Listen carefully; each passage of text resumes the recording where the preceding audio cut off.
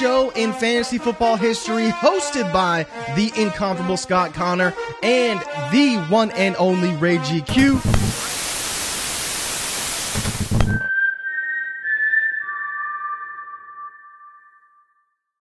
Let's get it, baby. Scott, we are here. Big dog. We have been talking about doing this War Game series for the better part of about 4 months, man. For the better part of about 4 months. We've been talking about this. It didn't work out in the season, but damn it, we got time now. So this is part 1, War Games. I don't know how long the series is going to be, but I promise you, if you got a notebook, you've got an open mind, and you stay tapped in, you'll walk away from this thing having a better understanding of how to utilize war in any fantasy football league, whether that be dynasty, redraft, best ball lineup. And you may take some things away to say, I'm going to try and apply that. So all that we ask as we start this series is to approach this with an open mind, consume the information, because what Scott and I are about to do in this series is not going to be an opinion-based series on how to roster construct and how to build. We are going to use data, and there's a method to this crazy madness. So as we sit here tonight on Wednesday, January 17th, Scott, I'm looking inside of our Discord. There are 77 people in the audience here to listen to this before we post it live, and that's another reason to join the community. And some of the funny outtakes that happened to get to this point. Literally, we didn't even know if we'd have this show. But this is, I take a great deal of pride in this, Scott. This is something that we've both talked about on social media. I've talked about this on as big as the CBS pod and have not really been able to give it the just due to explain how we use it, how to apply it. So this is something that is very near and dear to me. I know it is to you as the roster construction guru. Just what should people expect? War Games, wins above replacement. Isn't that a baseball stat? So let's not dive into all of that, but just what should people expect from the series, from you, from us, from this content as we move forward? Well, the first thing is this is going to be applicable to almost anybody listening to this. Do you play fantasy football? The answer is probably yes if you're tuning into this show. Now, you may say, I play Dynasty. I play Dynasty Best Ball. I play Redraft. I play Redraft lineup leagues. War is applicable to everything. It is going to be the roadmap that you and I believe is the best way to go in the direction that you need to go. And it can account for almost any variable that you could bring up. Settings, scoring, roster constraints, rules, all of it can be navigated better by using this tool. We have the war tool on the website, destinationdevy.com. You can sign up. You can try it out. You can throw in your leagues, and you can start seeing how they're different. That is why I think we are probably two of the most qualified to do this. And it isn't because we are any better at saying we know what's going to happen next year in fantasy football, or even we know what the trends are going to be 5 years out in fantasy football. But I think you and I, between the two of us, have looked at so many leagues through this lens and gone through this process. So that's what this is going to be. It's going to be applicable to anything. Dynasty, redraft, best ball, all of it. We're going to give you the way, the strategy, our way of going through and how do we approach a new format? How do we evaluate it? How do we take what we know about the NFL fantasy football landscape and translate that into strategy in any league? And there'll be nuances. We'll talk through different formats. We'll talk through all the positions. We'll talk through ways to read the graphs and the charts. But ultimately, the main thing is we want to reach the masses to say, this is a way to start planning your trip for your league in 2024, whatever that is. And the reason why it's applicable to everything is because it is not a player tool. It is not trying to forecast what is going to happen with individual players, teams, matchups. And obviously, if you're playing in something like best ball, there's no weekly lineups. There's no trading, nothing. So this stuff becomes more important. If you're playing in Dynasty, there's obviously a week-to-week management. There's trading. There's waivers. There's all those things. Those are all secondary. This is going to be the foundation, and there isn't a better time, Ray, to do it than January to start a new season when people are doing startups, Hell, you and I are going to go through formats that we are going to enter together, tournaments that we're going to enter, different formats that people may also be entering out there. So it's applicable to everybody, regardless of what your goal is here, whether you're in the Discord or whether you're just listening on YouTube or consuming this a month down the road. It's going to be evergreen. So I'm super excited for it. I think another thing that's important is do not necessarily pay attention to the number. You're going to see on numerous sites, the number is different. So when you start speaking into terms of wins over replacement, wins above replacement, I've seen others call it win rate, win percentage. You do not want to get it confused that a 1.8 WAR means I added 1.8 wins to my team. Because again, this is across an entire season. When we pull up these WAR graphs and you start looking at it, you're looking at a snapshot of essentially a more specific version of the distribution of production relative to your league. A very high level version when you're looking at the graphs, the distribution of production for each position relative to your league. So the number doesn't matter as much. It's almost like walking into a room and saying, there's 10 people in the room. Who's the wealthiest? Well, the wealthiest in the room is relative to who are the 10 people in the room, right? Not the 10 wealthiest people in the world. It's relative to who's in the room. So that's exactly what WAR is. You have to think about it relative to your league, which is why it's important to kind of understand what you're seeing when you're looking at this graph. Do not look at the numbers exactly. You want to look at the numbers in relation to each other, the positions in relation to each other, because this is a big component to this. If you're playing in a redraft league that has lineups, in a dynasty league that is a head-to-head game, the only exception, and we'll get into this a little bit further as we go on into this show, other than a season-long best ball where there is no waivers, no trading, and it's generally like a most points advances in the playoffs type of thing, most fantasy formats, we use WAR to build the teams. But then you get into the season, we play a week-to-week, head-to-head game. So these numbers almost become irrelevant if I'm looking at them from week 1 to week 17, because what wins is week 8, me versus another person. That's it. And then when you get further into lineup leagues, it's me versus another person, and it's limited to who we put in our starting lineup. So we'll talk more about that as well with lineup versus best ball. But WAR is figuring out the roadmap. I'm planning a trip. How many times have we used this example with the atlas or the map? I'm in Ohio. I'm coming to see Ray in Texas. I've never driven from Ohio to Texas. I can pull out an old paper atlas. It'll tell me generally how to get to where Ray is. But that doesn't exactly tell me if there's traffic, if there's bad weather. Doesn't tell me about construction that's 2 miles away from his house. Maybe I have to go a little bit of an alternative route. That is the week-to-week component. That is the seasonal variance of players playing week to week. So this is a way to figure out generally how I'm building my team. What is optimal to build my team in the format? And we can get into where we start, Ray. And we have an awesome thing that nobody else out there in the space has that I'm aware of. And it's looking at a snapshot of not just last year, but the 3-year average of the WAR in the last 3 seasons of your league. So you plug in, if you want to put it up on the screen, if you have it ready, you plug in, you plug in your user ID, and you pull up the first thing. What do we look at, Ray? At least for me, the first thing I do when I pull up a new league, I'm going to the 3-year average WAR.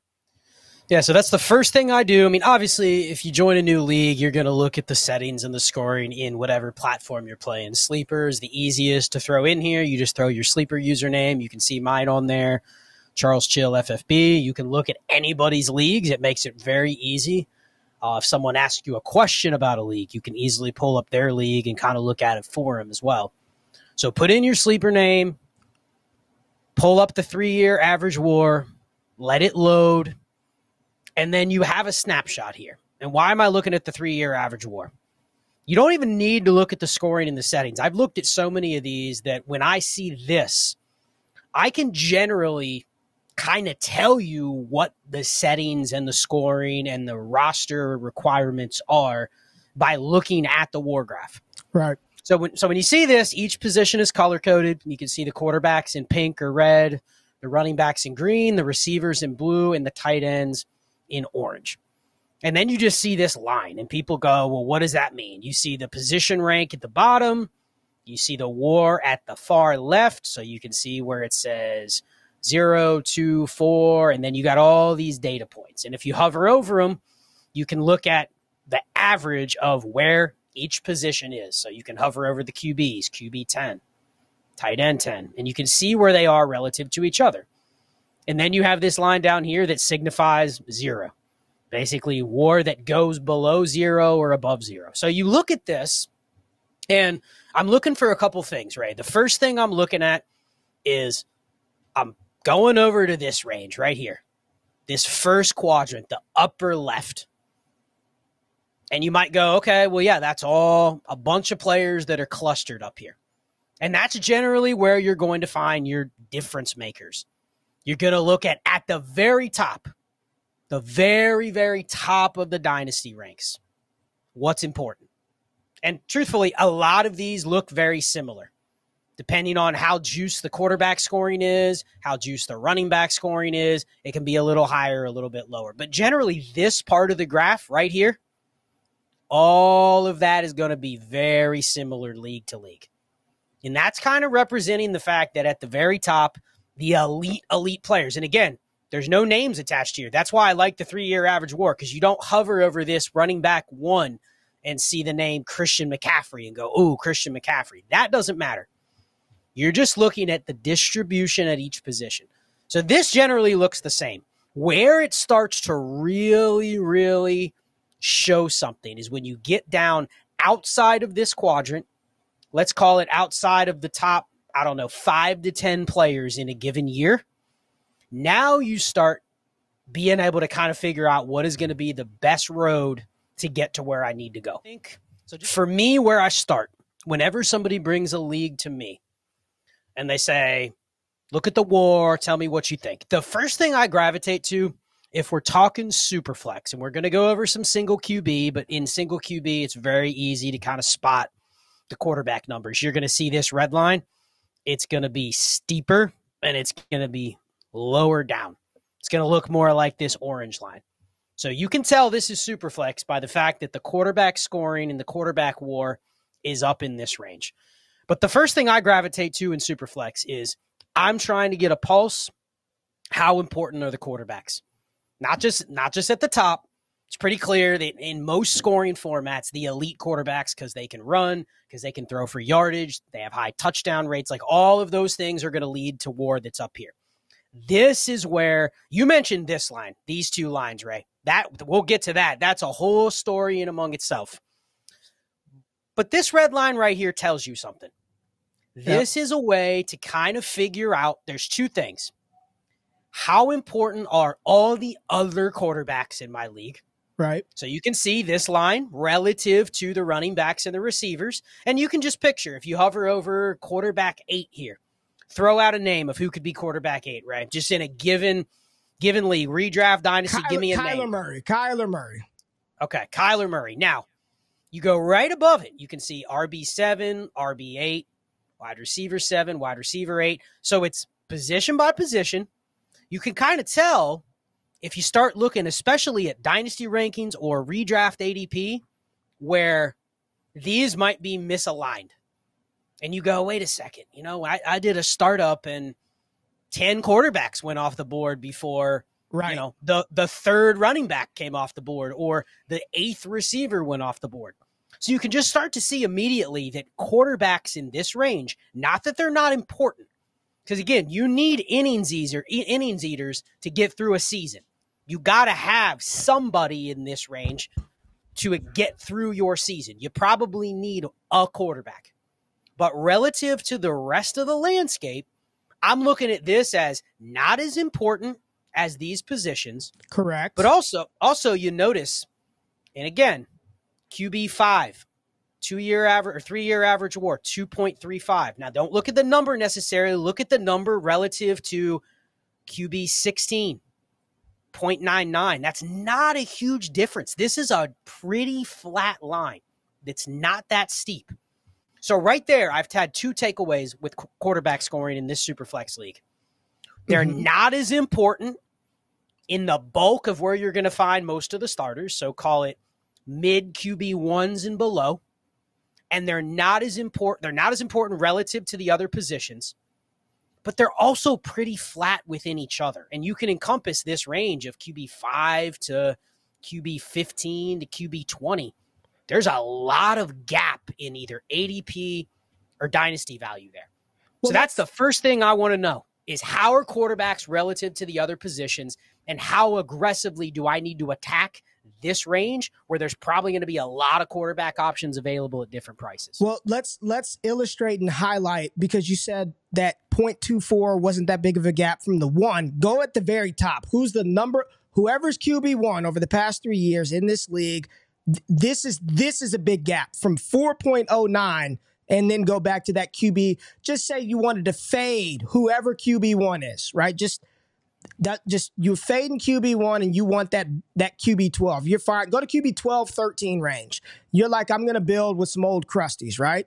So that is a big gap. From 4.0 to 1.57 is a massive gap. Now, you can make that up in other areas, Scott, but I think an applicable question to you is, you just in a very high level view, when you see this and you're in a spot where you're in a super flex startup and you've got the 113 in a 14-team league, right? You've got the 112. Your randomizer hit and you've got the 112 and you watched 10 quarterbacks come off the board. And you're sitting there at the 112 thinking, man, I know these guys aren't going to trade. They're going to QB hoard. I don't have anybody. Whomever the QB 12 is that a better option opposed to potentially RB1, wide receiver 1 that could potentially still be on the board in that scenario? No, in that example, it's not, because you're drafting from this range. And again, this is the 3-year average. So you may go, that QB 12 off the board. I could see a world where that guy ends up QB 5, QB 6. So again, we're not wanting to get specifically into the players. We're not getting into that yet. There's a good chance you're probably drafting somebody in this range.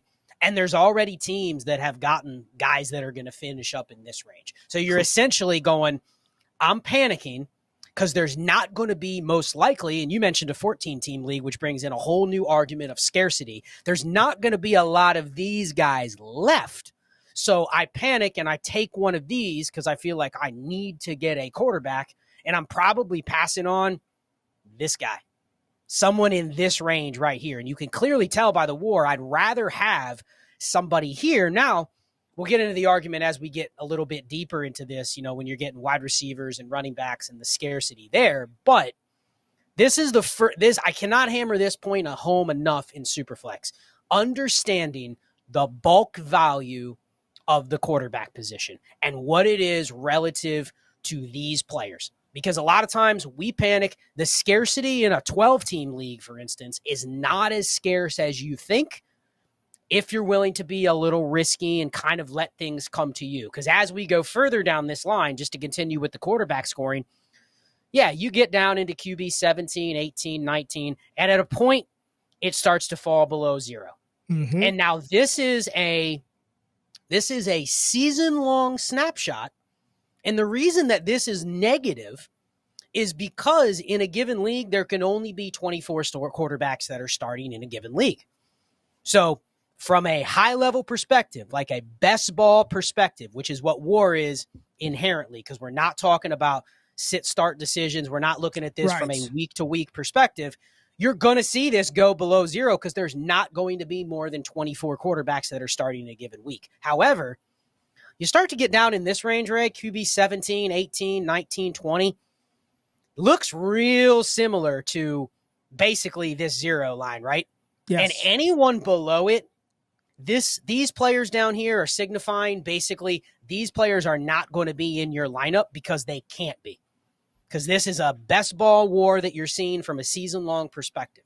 So what this tells me is when I see a WAR line where the quarterback scoring looks like this, and it's well below the running backs and the receivers, and then it dips down to damn near under 0.6, 0.5, you're getting down to this is replacement level to me. This is where I'm starting to say any QB below this range isn't really even probably worth what they're worth on the open market because they're all just ADV. They're valued here because they're a starter. But if one of these guys, for instance, let's just say the QB 32 is getting a start this week because they're a backup and they're starting this week, they probably, worst case scenario, fall into this range. So that is the first thing I need to know is basically how valuable is a random replacement QB. And this chart is telling me with the scoring in this league, it drops off to a point where I'm probably saying it's right around QB 17, 18. Anything below that is entirely replaceable on a week-to-week basis if I know that QB is starting. So that's the takeaway at QB. So then how do you navigate that? Price dependent, ADP dependent, but that is analyzing the strength of the QB position if you're looking at this graph. So I want to be in this series, I want to be the antagonist? I want to scrutinize this a little bit because if I don't know anything about war and you tell me to look at things that happened 3 years ago, dude, like this is a 3 year you're averaging in stuff. The game was different, man. In 2020, 2021, 2020. You want me to look at results from 2 years ago, 3 years ago, and factor that in to how these players are going to finish in 2024? Really, what you're looking at is you're forecasting generally what the production is going to look like. Take away the players. Again, this isn't a player discussion.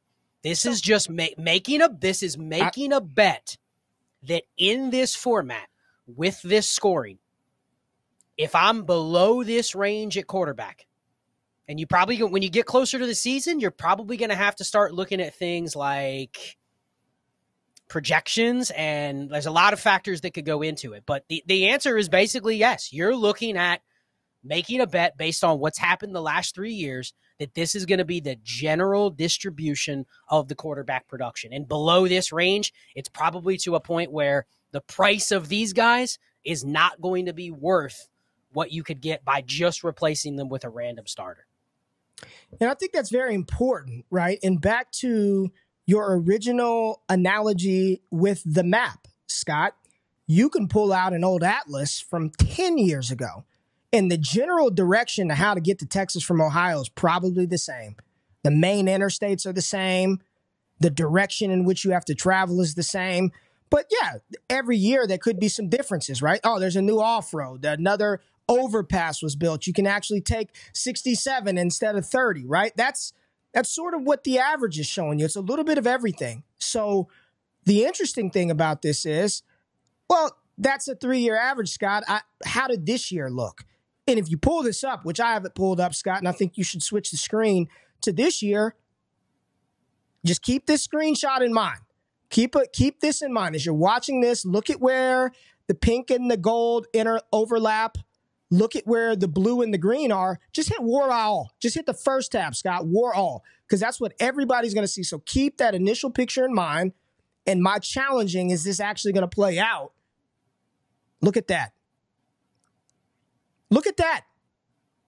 Right? Now, yeah, there's some variance and there's some different distribution at the top, but look at that pink and gold line still at the bottom. This range right here, very similar to what we were just looking at with the 3-year average. Correct. Yes. And this is this current season or this past season that just concluded, 2023. So that is why we use the 3-year WAR average as the foundation, because it does provide a roadmap of probably how your league is going to play out. Now, what players are going to be in those slots, are going to be in those positions, it's probably going to look a lot like what has happened in your league the past 3 years. And Scott, it looks pretty damn close to what we're looking at right here on the foundation tab. Yeah, and I think just from a actionable standpoint, if you're throwing in a league that already exists, you already have a team. We're not doing a brand new startup. We're not roster constructing from the very beginning. The main takeaway here when you're looking at the quarterback scoring is really the range you have to make decisions on is probably going to be in these ranges. It's going to be in this range for the QBs. It's going to be in this long range. We'll get to running back and receiver here in a second. Generally, everybody up here is going to be seen as a stud. You already know who the players are going to be. They're going to be extremely expensive. If you're buying Josh Allen, if you're buying Jamar Chase, you are betting probably at the price you're going to have to pay that they're up here. Now, even if they end up finishing in here somewhere, okay. But you're essentially already making a very expensive bet in the first or second round of a startup that the players you're getting are up here. But that's not going to help you actually build the team when you look at something like this. You look at this range and you're trying to figure out, what do I pay? How do I navigate this? And for me, just real high level looking at this, my takeaway, if I was looking at this for somebody and they asked me, what should I value a mid-tier QB2 at? I would probably say it's higher to somebody else in the league because of other things other than the war that we're looking at. It's probably because the mythical thought of, man, that guy could have huge upside. Maybe the guy that's currently QB 18 and ADP could be up here. Someone might want to make that bet. Someone might just feel comfortable with, hey, I know this guy's going to start the entire season. So it's looking at those kind of things and applying that to whatever format you're in. If you're in best ball, no lineups, no waivers, no trades, nothing. You're constructing your team probably in a way where you're saying, all right, I'm probably getting a guy up here. If I can't get somebody up here, I have to find a couple options in this range and hope they stay in this range. And I probably want to avoid the players that are down here. Right. Now, in a dynasty league, it's different. You're probably bringing in a market component of players like this and saying they're more valuable to somebody else. And that's where the construction comes in. If you listen to the roster construction series that I did, this is why I advocate holding all those backup QBs and not holding the low-end QB2s and below. Let's not get too far into the strategy yet. This is let's save that. I want this to truly be what and why. And I want to address something that there was a long conversation about war that happened on X the other day, and I thought it was pretty constructive. So I'm gonna we could stop sharing this screen for a second. Hold on. Something that came up on X, Scott, that I want to address because I think this is important. We're showing off the tool. We're talking about what we do when we first get on the tool, but a lot of people, like 2023 passed, man. The season's over. Puka Nacua already became a thing. I'm looking for something that's predictive. And one of the comments again, I encourage constructive feedback and having a conversation. I'm not the best typer texter, so I like to talk, Scott, but here's one of the feedbacks and the criticisms about war. War isn't predictive. It's a description of the previous outcome. Using the previous season's war is just outcome bias and recency bias. It's useful in season to describe which players matter in season, maybe.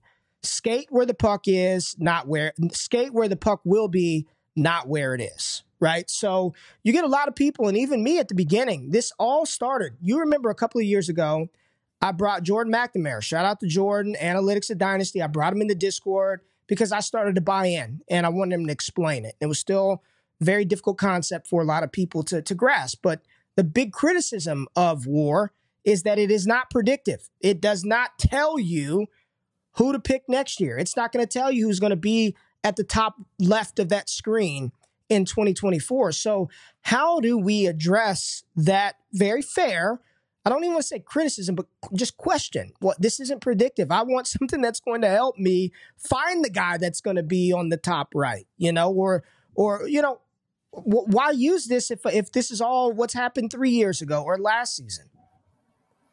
Well, I'll address that with this. And everybody's brain works differently. Everybody plays in different formats. Here's how because you challenged me after that episode where you brought Jordan McNamara into the Discord.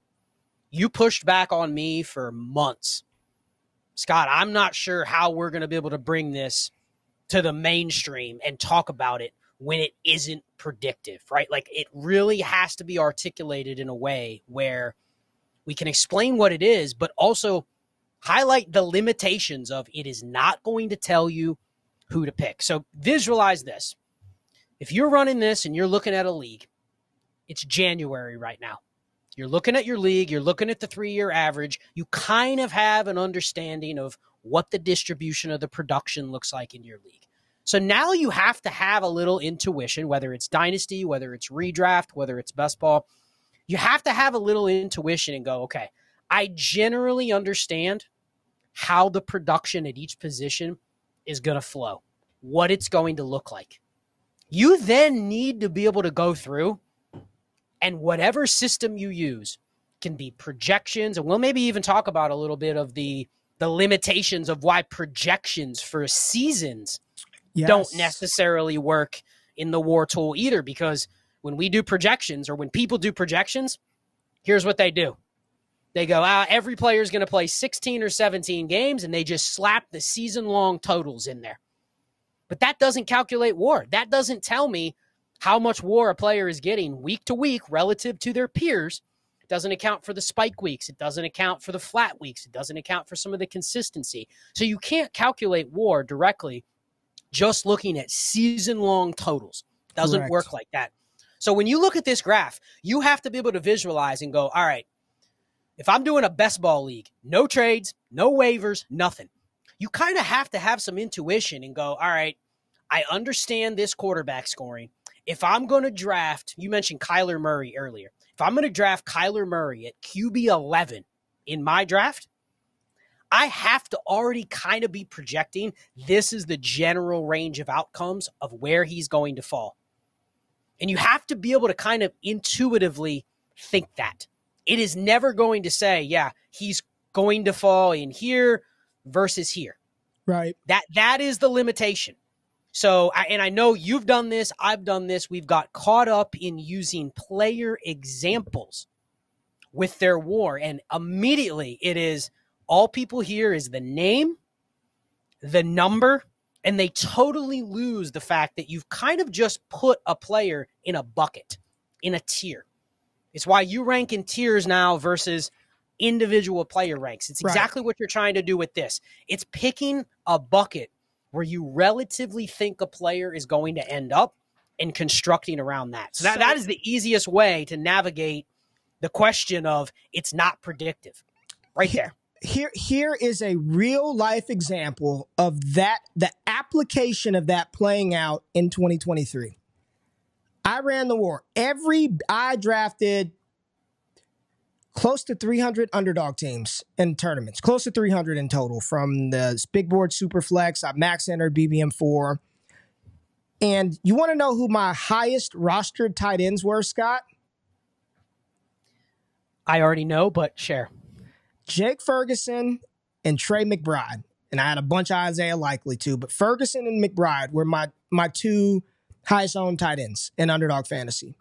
And the reason was the tight end war in underdog, it dropped off a cliff real early. So how I use that in my mind going into that draft, and we're talking about all of this because the most important thing, in my opinion, Scott has made me a believer in fantasy football, is not trying to outpick your opponent. If you have I love to scout players, Scott. I like watching the game. I like to put out my own film rankings. But if you are truly arrogant enough to think that you can roll into any league and outpick, I just know what guys are going to be there at the end, and I'm better at everybody else at picking the right players, I don't give a damn.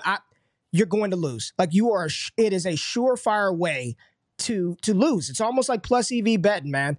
You want to look at the people who are profitable. They have a very systematic approach, and they don't gut feel it. They don't think that they're sharper than the sports books. You have no idea what offensive coordinator. No one knew CJ Stroud was going to do this, but what I did was I realized, Scott, that there was no point in me to spend up for the player name that I thought was in that tight end 6 to 10 bucket, right? And you could insert the names, Dallas Goedert, Pat Freiermuth, whomever it is. I just said, I'm not going to pay for this tier when it looks very similar to the guy that I can get here at tight end 20.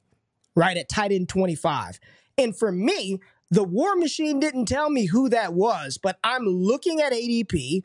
I'm looking at how people are drafting, and I'm like, man, I personally think Jake Ferguson and Trey McBride are set for a smash season. I believe in their situations. They're the starting tight ends. They're tied to good offenses. Those are my tight ends 20 through 25. I'm not touching that 8 to 9 to 10 range. I'm going to wait because the War is telling me there's not a big difference between tight end 16 and tight end 28, and I'll get the guy in the 20th round.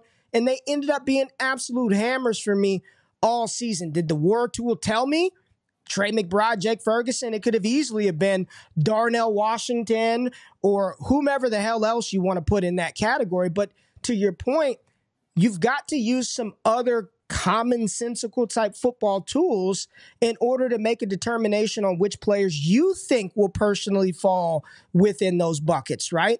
Because for us, if you just look at this graph and you see those 4 dots at the top, I think for most people, I don't care if it's a start 20 to start 8. The first 4 quarterbacks off the board in most formats in some way, shape, or form, probably Allen, probably a good bet that's Patrick Mahomes, Jalen Hurts, and this year, after this year, you could say that could be a CJ Stroud in that range. Those are probably going to be the first 4.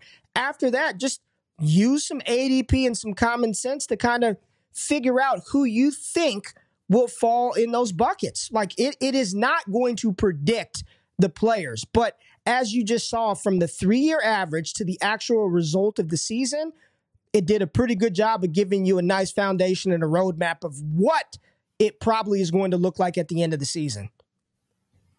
Yeah, and to your point, something else that you mentioned, you threw out a very subtle piece of information that I think is very important to highlight this, because this is the original episode. This is the first show that we're going to do of many. We're going to go through best ball. We're going to go through lineup. We're going to go through single QB, super flex, tight end premium, non-tight end premium. We're going to look at a variety and kind of talk through some of the differences.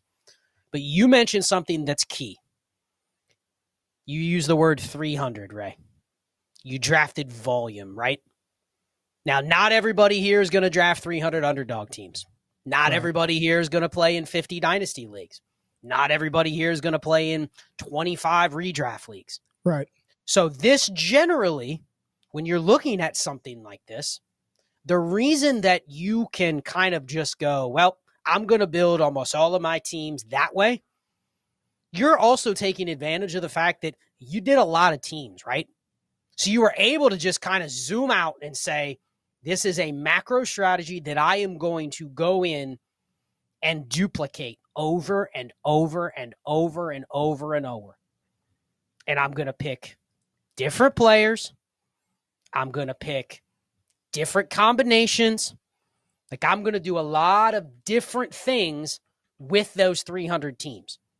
And I think that's an important thing to highlight is this is a macro strategy, and it's going to be even more advantageous the more you use it from a standpoint of I'm doing it across the board in all my dynasty leagues. I'm doing it across the board in all my redraft leagues or all my best ball leagues.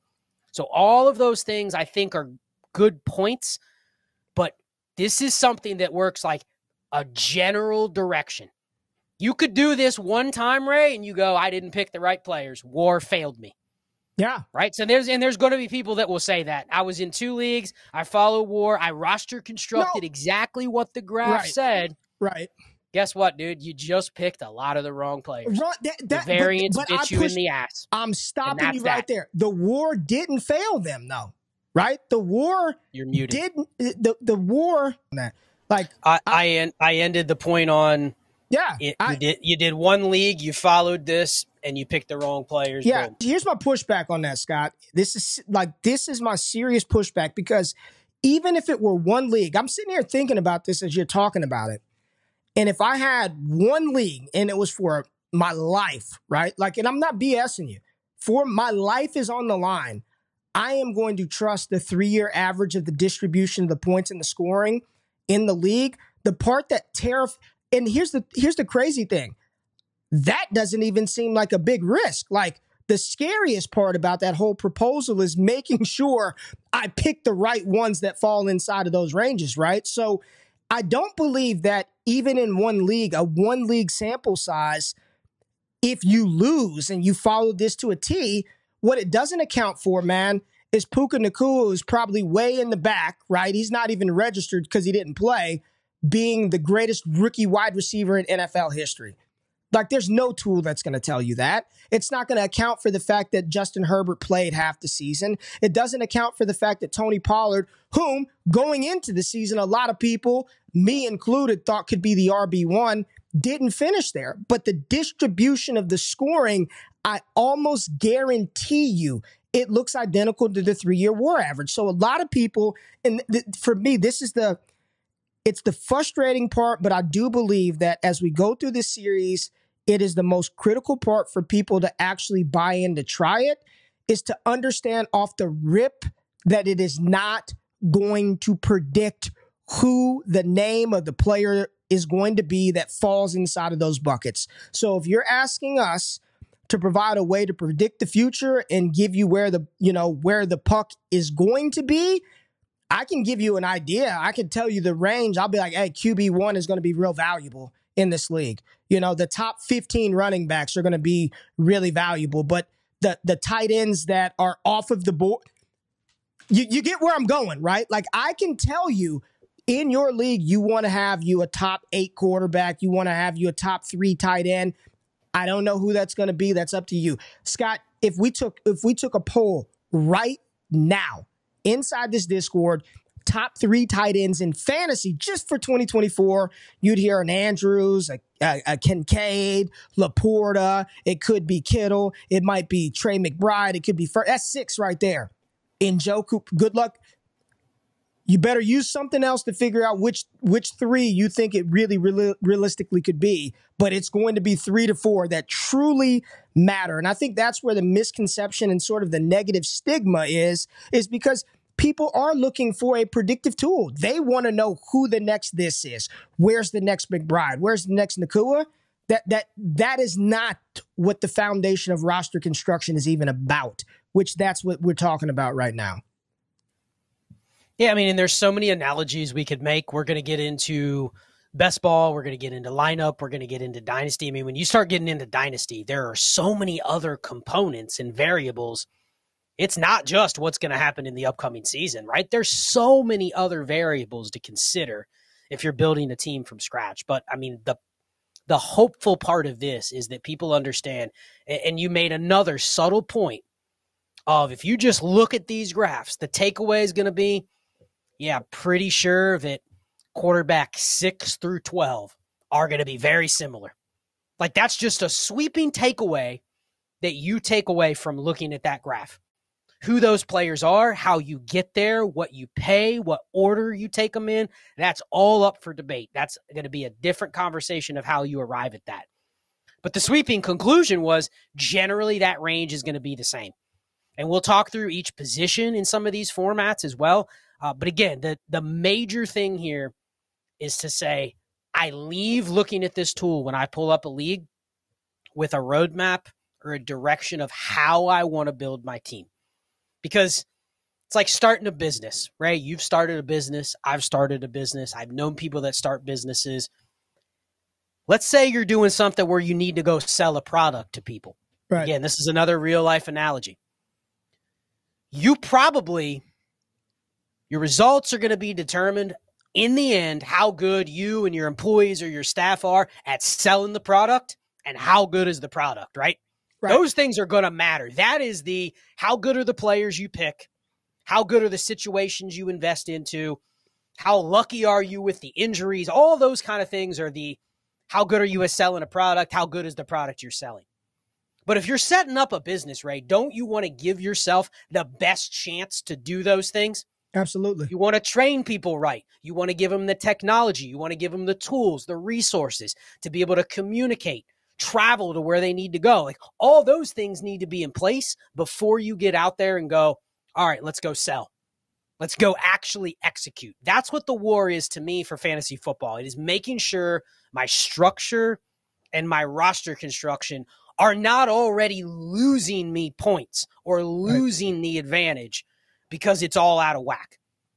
That's the major thing to me, is everything is structured right going into then placing the players in the ranges at the prices that you choose, because that's not what this series is going to do. So if everyone takes away something from this, I think it's the foundation of the house. You've told me the analogy of the house before. It's the same thing. All the other stuff that comes into making the house yours once it's built, that's all secondary. If the foundation of the house isn't right, the structure, it's going to fail. And that's essentially what we're saying with war, right? Is we're using this as the foundation and the structure. If you can't get that right, you're already putting yourself at a disadvantage, especially now that we have a tool. There's a lot of other tools out there. You better bet if you're getting in an underdog tournament, if you're getting in some contest where there are thousands and thousands, tens of thousands of people, you better bet there are people out there that are simply starting with a structure that if you don't have one, you're already behind them. Yes. You're already behind. You're all going to pick the same combinations of players. Mm-hmm. But if I'm doing 300 leagues and you're doing 300 leagues, but you have a structure and I'm just haphazardly clicking buttons, I'm already behind you, because we're all going to have the combos of the same players at different prices. So I think that's the major takeaway for me, is for people to understand that we're building the structure, we're building the foundation for Dynasty, for redraft, for best ball. That's what roster construction is. That's why I'm so big on harping on that in these months of the season. January to July, focusing on the structure and the construction. Once you get to the season, you can stray a little bit, right? You can stray away from it to try to win the week-to-week, I need to win this season type game. But for purposes of this, I think it's the foundation and the structure and the construction that's the most important. We haven't mentioned once what the lineup requirements are in this league, what the flexes are. We haven't talked about anything with the scoring. So I think that's an interesting concept to kind of dive through when we look at some of these other formats. Right, I'm going to click on a different league. I just picked something one. I'm going to click on one that I know is different for this, just to kind of give you a different. That was a 12-team, just for everybody. That was a 12-team start 13, 32-man roster league. This is a 12-team start 10, 25-man rosters.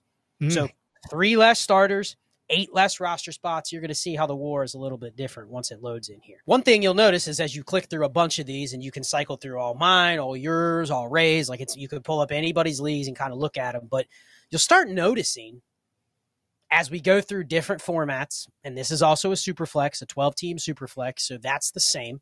You can tell that by the red line, but you start noticing things that are the same over and over and over and over. What do you notice, Ray, that's very similar here, whether it's a start 13 or a start 10? Oh, there's that. How about that flat blue line? Yeah, that blue line.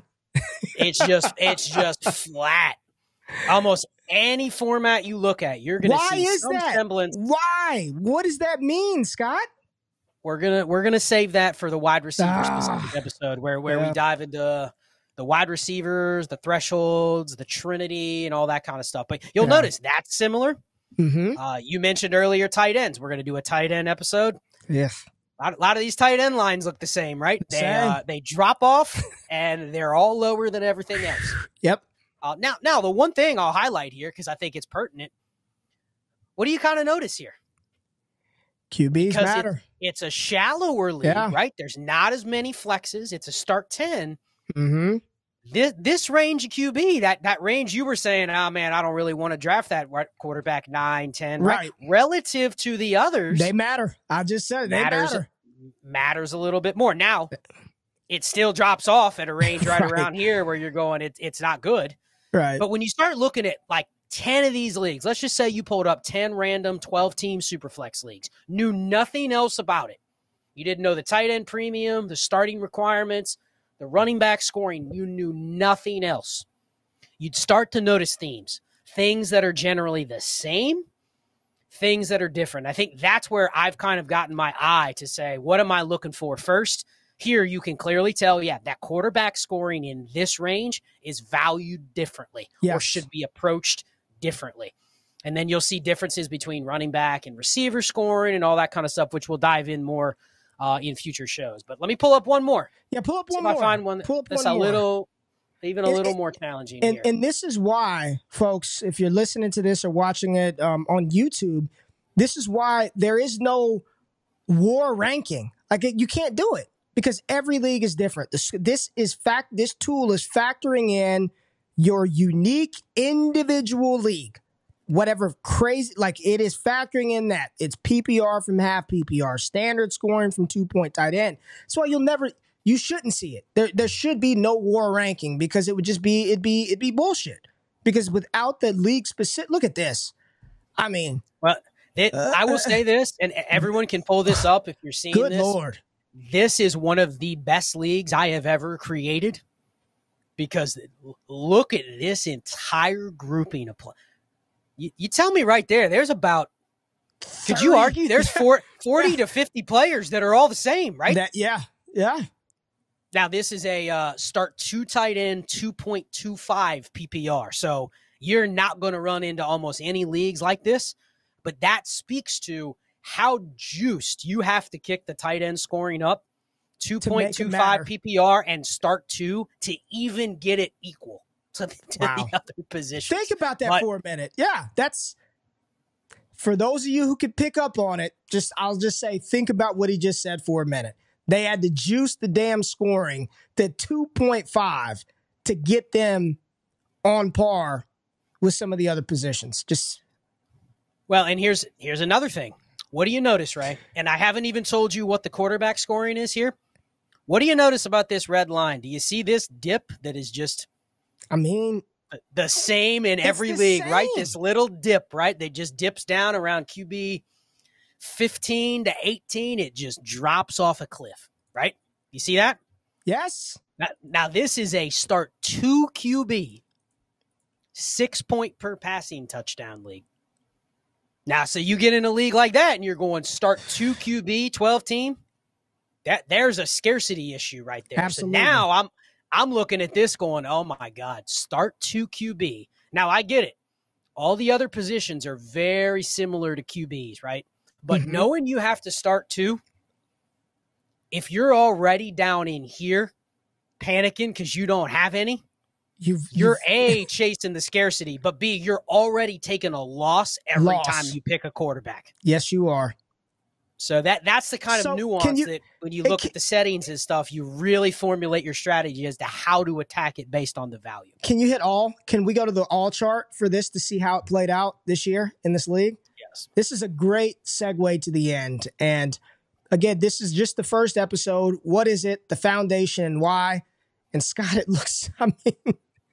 looks very similar to what's happened over the past 3 years. I mean, talk about it, man. And for those of you who are watching and not listening, the gold dots represent the players that are on Scott's roster or on whatever team you select. I just want to have some fun. It shows you the overall rank and the positional rank, and it shows you the player name, Evan Ingram. Who had that on the bingo card for him being a top 3 tight end in fantasy? Lamar Jackson, okay, we probably would have assumed that. Dak, not as good, but you were happy. You drafted Dak appropriately. Let's keep going. This is because people need to hear names. A.J. Brown, I think that's a reasonable assumption. So as your roster constructing, it's some of the same names. Now, Jahmyr Gibbs, RB9, 2.23 WAR. I don't think people thought he'd be that good. Kincaid, I don't know, good bet on the rookie for you. What else we got? Schultz, I mean, can we just stop here for a minute? Not sexy, Dalton Schultz at all. Name is not sexy, but I'm looking at this and thinking about where you probably drafted him to get a top 13 tight end, and we get it. The WAR relative to the other positions doesn't matter as much, but relative to the cost of maybe some others, I think this is a solid hit for you, right? Especially if it were best ball and you didn't have to think about when to start them. But just give us a couple of more players. Let's just see what names are out here. Devontae Smith, 18. That's about where people thought. Okay. Waddle, it's a disappointment. So Waddle finished this year. A little disappointing. Warren, nice. Najee, the battle between those two, that's funny. Zay Flowers, who's that blue dot way at the back? Who's the back end sneaking in that 50? Wow. What'd you pay? What WAR range did you pay for that T. Higgins? I believe I traded for T. Higgins, Well, but where do you think he went? War Rain, where did he? He didn't go into wide receiver 42. I know that. No, I obviously if you were drafting T. Higgins, you were betting he's up in this range, in this flat receiver range, and he's going to give you the same WAR as a Smitty or one of those players in there. So yeah, definitely. And if you had the ability to kind of look up, which we'll get into the receivers, where you can use the receivers versus the Trinity and the KTC to kind of give the sneak peek of how to evaluate receivers. But I'll just say this: what's cool about this league specifically, and I kind of almost want to make another one because this is a start 12. Okay, so it's pretty deep. 2 QB, 2 tight end.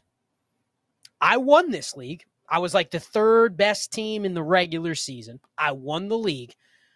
But you can almost just kind of see why I won the league, right, Ray? Because I had a pretty concentrated roster. But what did I have? I had a bunch of guys in this just flat, high WAR range. And if you looked at that original 3-year average, let me go back to it real quick.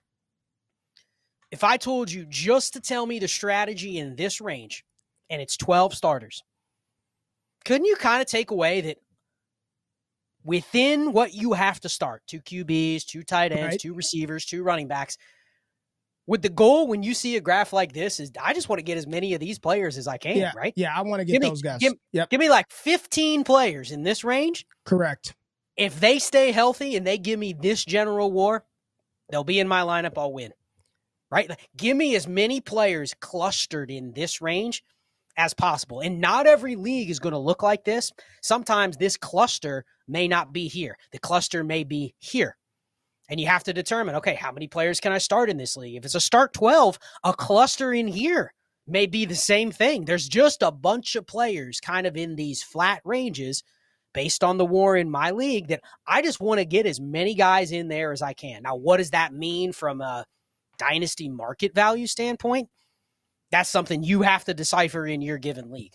But when you look at this, you can kind of find the spots where you go, just give me anybody in this range. But I know I probably, if I'm going into this league, I probably need to leave or bet on having a bunch of running backs and receivers in this range. I probably need X amount of running backs, X amount of receivers in this range. That will be successful. Who they are, how I get there, what I pay, when I buy them, all of that is up for debate if it's dynasty.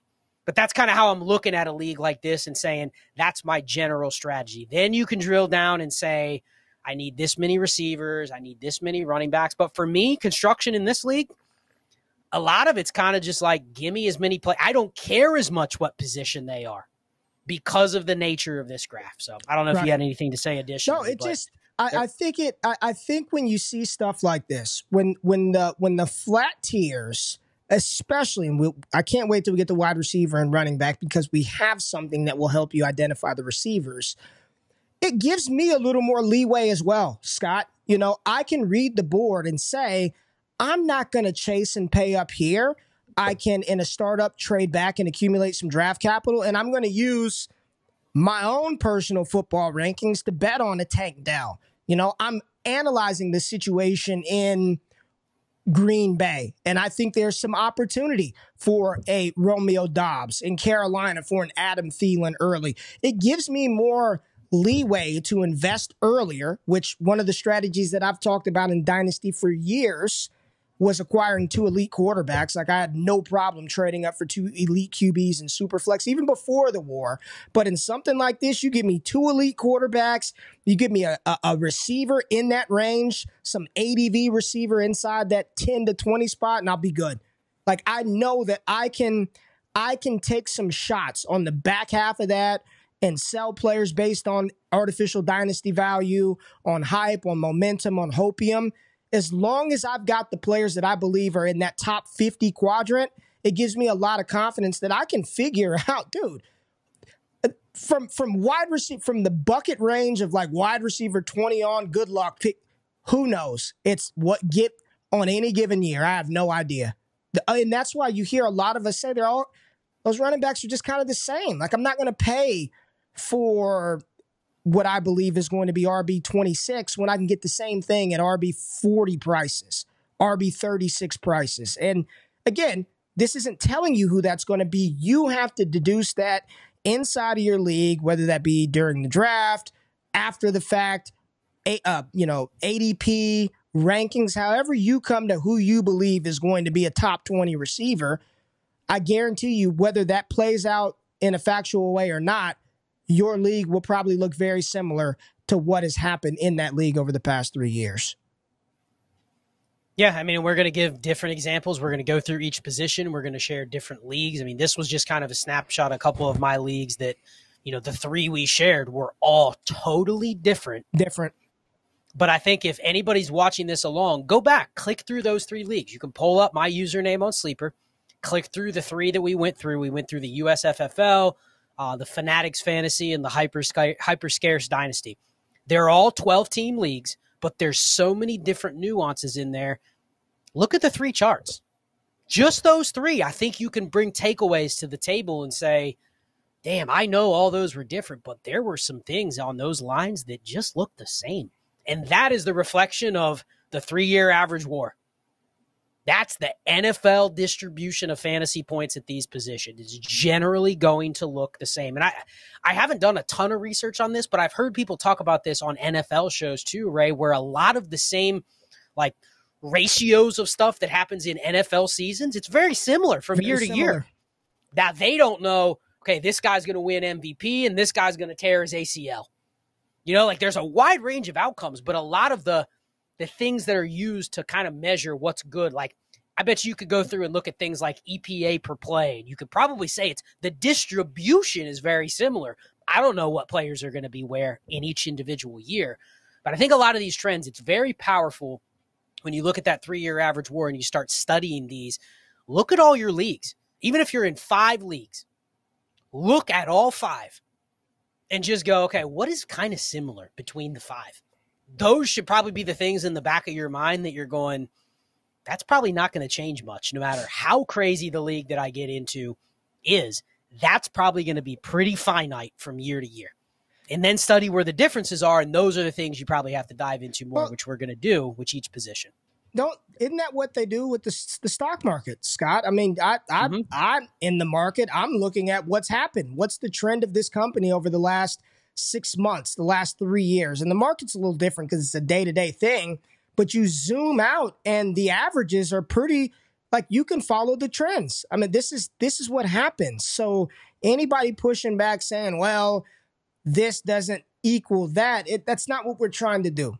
That's not what this tool is going. It is not going to tell you who, but it is going to give you a non-biased, very objective, and I think it's pretty indisputable view of the distribution of positional scoring in that specific league. And I don't really think there's a way to dispute that. You want to talk about who is where and why we think this guy is got ADV versus that?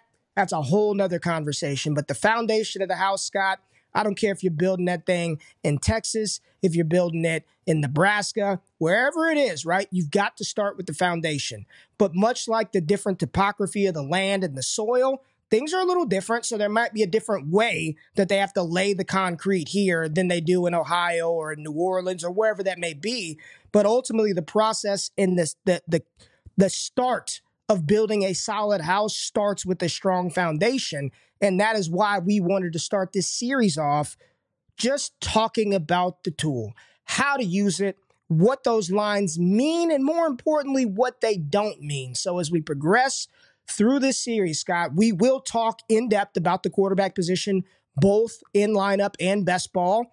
We will talk about the running backs, isolated shows, isolated series. We'll go through each position, and then we will wrap up at the end of the games with just our thoughts, and maybe we'll do some fun predictions on who we think might fall into those buckets in 2024. So what we're going to do now is something that we plan to do at the end of probably every one of these episodes, depending on how we record it. But we're recording this in front of our Discord audience. Our patrons have been able to watch the entire production of this show, which I can assure you is much longer than the hour that you've sat here on YouTube. But I do want to go to the questions and just talk through some things right now. So the show's going to end right here, Scott.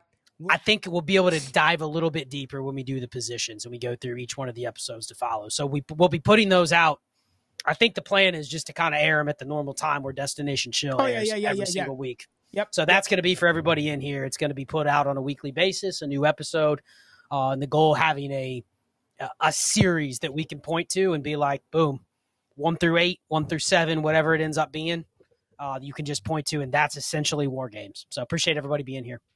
Thank y'all. Have a good night. Peace.